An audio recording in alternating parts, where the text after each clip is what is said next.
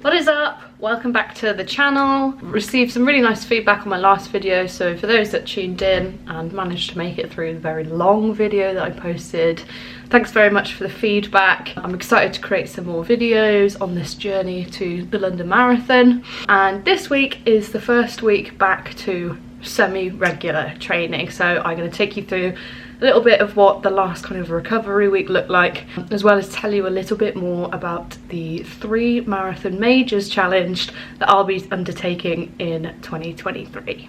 So post Seville Marathon, I took a good week off.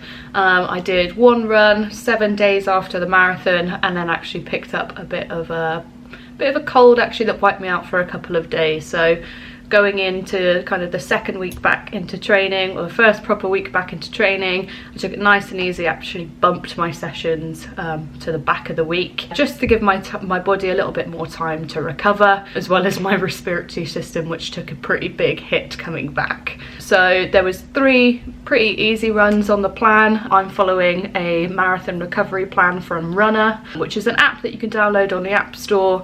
Input your goals and your current pacing times, and it'll pump out a schedule for you based on your goals and your experience, your availability to train. And you can add things in like strength training as well, which I found to be really beneficial because strength training is something that I'm pretty lazy with. So I didn't run until Thursday, so I took a good 4 days off before I even thought about putting on my trainers, and that was just a really easy 4 miles. 4 miles at 8:38 per mile pace, just trying to keep that heart rate nice and low and get my body back into the swing of running. So I did actually wear my heart rate monitor for this run, just because I wanted to really keep an eye on my heart rate to make sure that I was trying to keep things as easy as possible. So my average heart rate in that was actually about 157, which again is slightly higher than what I would liked it to have been, but with the fact that I physically couldn't breathe out of my nose for 2 days at the start of that week, it felt okay actually. It was a little bit of a struggle. I did stop-start a couple of times, but all in all, not a bad run. So then on Friday, I just did a strength session. I was supposed to do a double day basically, so strength and running, but my legs just didn't really feel up to it. So I just hit the gym, did a full body session. A few bits of that you can actually see in the video. Just keeping the body moving in functional ways for running. So my history with strength training since I've been running has been pretty poor, and to be honest it's my own fault every time I get injured, because it's something that I always put to the back burner. It's something that I'm really trying to get into the habit of doing moving forwards, because I don't need to explain the benefits of strength training to anyone who does a lot of running. So I took it that nice and easy, and then just did some light stretching when I got home. Saturday then was my first kind of mini session, I guess, down at Gloucester City Park Run. So it was just a 1.2 mile warm-up, followed by 5 lots of half a mile easy and 0.1 of a mile at around 6:30 a mile. So it's the first time I've reintroduced speed for a long time, and actually I was testing out the New Balance SC Elite V3. Bit of a mouthful, but these are New Balance's latest super shoe. They're absolutely stunning. Actually the first super shoe that I've tried from New Balance. I've fallen a little bit out of love with my Next Percents. I've worn them for the past 3 or 4 marathons and all of the races that I've done in between then, and I just thought about trying something new. So I picked these up when I was in the Oxford Street store a couple of weeks ago, and yeah, this was the first time that I actually managed to try them out. They're really different actually to what I was expecting. Having run in the Next Percents for so long, you can really feel that the Next Percent is not a regular shoe when you put it on. But what I liked about these the best, even when I tried them on in the store, is that they feel like a normal trainer. So it has got a rock movement that you can feel when you're running, and you still know that it's a super shoe, but it's a lot more comfortable underfoot. So I'm excited to kind of try those out a little bit more in my sessions. I'm going to try to move away from using super shoes in every hard session that I've got, just trialing out kind of the strength and endurance that I can build up in those muscles that I need to when I'm running during a hard session, rather than letting the shoe do a little bit more of the work. So I'm going to try these out again on my first proper session next week, and then we'll see how we can get on with that. But yeah, super excited to try those out. It's parkrun day. I'm very tired using parkrun today for my session of the week, first session back to the marathon. Excited to try out these for the first time. Yeah, and see where we're at. So just out here doing a pre-parkrun warm up. A little bit colder than I was expecting actually. My fingertips are very, very chilly, but still got a little bit of this cold, which isn't so fun. So first session back's going to be a bit of a tough one I think today. So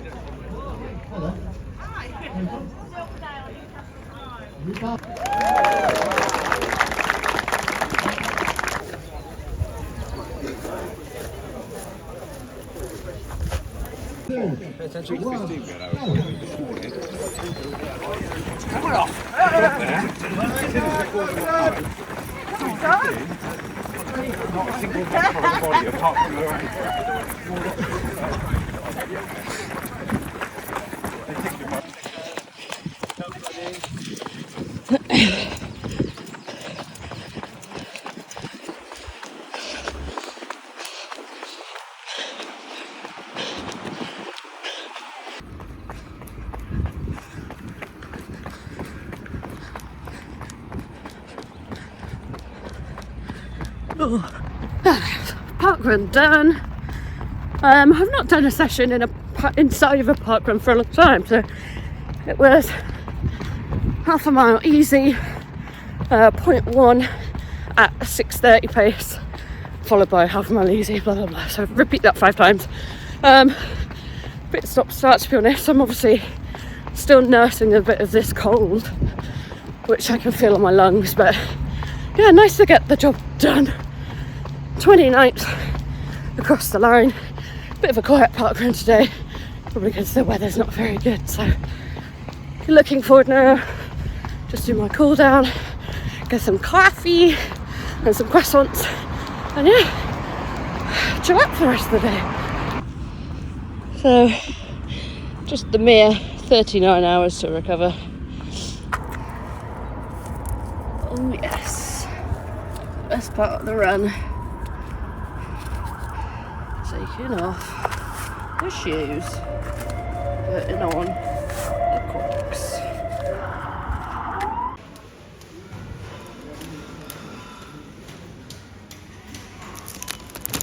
Yummy. So yeah, parkrun went okay. Again, I was still holding on to a little bit of that cold, very runny nose, bit of phlegm kind of on the chest and stuff, which wasn't super nice, and it was pretty cold outside. It was about 0 degrees on Saturday. It wasn't the best pace workout from me really. I think my kind of intervals were at 7:10 for the first one. It was right at the start of parkrun, so there was a lot of people around. The second one was at 6 minutes a mile, so way too fast. The third at 6:10, and then the fourth was at 6:50. Fifth one at 6:40, missed one. So wildly badly paced by me, but sometimes that's just the way the cookie crumbles. I've not really run at any pace for quite a long time, so it was interesting to see what those kind of paces felt like. The 6-minute one was way too fast, I was absolutely blowing, but the 6:10 and 6:50 and 6:40 ones didn't feel too bad, so clearly haven't lost too much speed, especially in my lung capacity at the moment. Excited to see what I can do moving forwards on those hard workouts. So Sunday, last run of the week before training really gets back to normal next week. It's pretty cold and I'm still pretty bunged up, so just gonna take this super easy, and then make sure to do some good stretches and foam rolling and good recovery later, because next week we have a normal training week and then it's 7 weeks to go until London.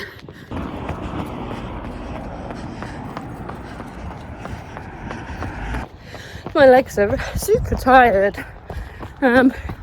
Did a gym session 2 days ago for the first time in about a month, and yeah, the quad DOMs are very real. Feels like I've just won the marathon again. So yeah, this isn't a flat route, slightly undulating, so yeah, Just taking it as easy as I can. Try and keep the breathing under control. I haven't worn my heart rate monitor today. It's because my lungs just feel pretty tight anyway. I thought I'd better not restrict them with a band. So yeah. Oh, but it's nice and quiet this morning, which is always good. Sunday, just some recovery miles, an easy kind of 3.9 mile workout.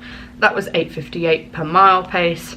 And again, it's quite chilly outside, but good just to keep the legs kind of ticking over. So it ended up being 13.7 miles for the week. Nothing extraordinary, absolutely bang average recovery week, but my legs felt really well recovered actually after Seville. Having had such a long taper going into Seville, I wondered how long it was actually going to take for my legs to feel okay. But after last week's training, I can safely say that I'm very well recovered. I will put it down to the sangrias. But yeah, moving into this next week is my first full week back, so above 20 miles a week. I've got 4 or 5 runs actually on the schedule, so be interesting to see how they go, especially now I'm back at work as well. I've spoken a little bit about the London Marathon that's coming up in 7 weeks time, and I'm really excited to say that I will be running 3 major marathons this year to raise money for London Evelina's Children's Hospital. Now, it's a charity that's very close to my family and I's heart. My little sister Millie actually underwent her 4th open heart surgery at London Evelina's in February of this year. Now, it's a surgery that our family and I have been waiting for a very long time, and we're really pleased to say that it was a success. So I can never be able to say thank you in enough words to her surgical team, so I thought, why not do it in the best way I know how, and that's through running and raising awareness for the amazing things that this charity does. So without them, we likely won't have my little sister around for much longer. It's something that I will likely speak about more on the channel in the upcoming few weeks once I've had the agreement for my sister to share her story. I thought, what better way to do it than to run 3 major marathons. Running is something that I find very freeing, and marathons are not easy things. My little sister's life is not an easy thing, and they're by no means anything similar to one another. However, it's a great way to raise money for the hospital. It's a great way to raise awareness for the charity, so I'm really happy that I'll be sporting the London Evelina's Children's Charity vest around London in April, waiting to be cheered on by their teams on the sideline. And actually the course finishes not too far away, St Thomas and London Evelina's Children's Hospital, which is just across the way from the Houses of Parliament. So really happy to be raising money for those guys. I will be directly donating to the cardiac ward and the ICU. So I ran the London Marathon back in 2021, the first London Marathon back after COVID, and it was a great experience. I actually said that I would never do it again, but lo and behold, 2 years later, here we are. So followed by London in April, I will be then taking a long summer break of hard training before undergoing the Berlin Marathon and Chicago Marathon for the 2nd time. Now, Berlin and Chicago are only 2 weeks apart, so that will be a tough grind on the body. I thought 9 weeks between Seville and London would be difficult, but that's going to be a whole different kettle of fish. But I'm really excited to undergo this challenge and see what I can put my body through. I really want to see what performance I can put in each marathon and not just kind of plod my way around. So yeah, I'm excited to see what I can do at those. I have left my Just Giving link in the description below. If you do have a spare, even £1 to donate, that would be a really great would go a long way into my fundraising target. I want to raise a minimum of £2,500 for London Evelina's Children's Hospital charity, but if I could raise more than that, I will certainly try to. Every penny counts towards this hospital. They rely a lot on charity funding to be able to do the amazing work that they do. Link in the description box below if you could spare any spare change. And I'm not scared to do a shameless fundraising plug. So yeah, that's really the reason why I started kind of documenting what I was doing training wise, is to see kind of week in, week out, at least in the build up to London, what I'm doing to train for that, see what I can put my body through, see what time I can get when I finish running down the Mall. And yeah, stay tuned for next week's trading update. Now that I'm back into kind of semi-regular scheduling, hopefully bring you along the way to some of the races that I've got. So that's all for this week, nice and short and sweet, and yeah, hope to check in with you guys later. See you next week.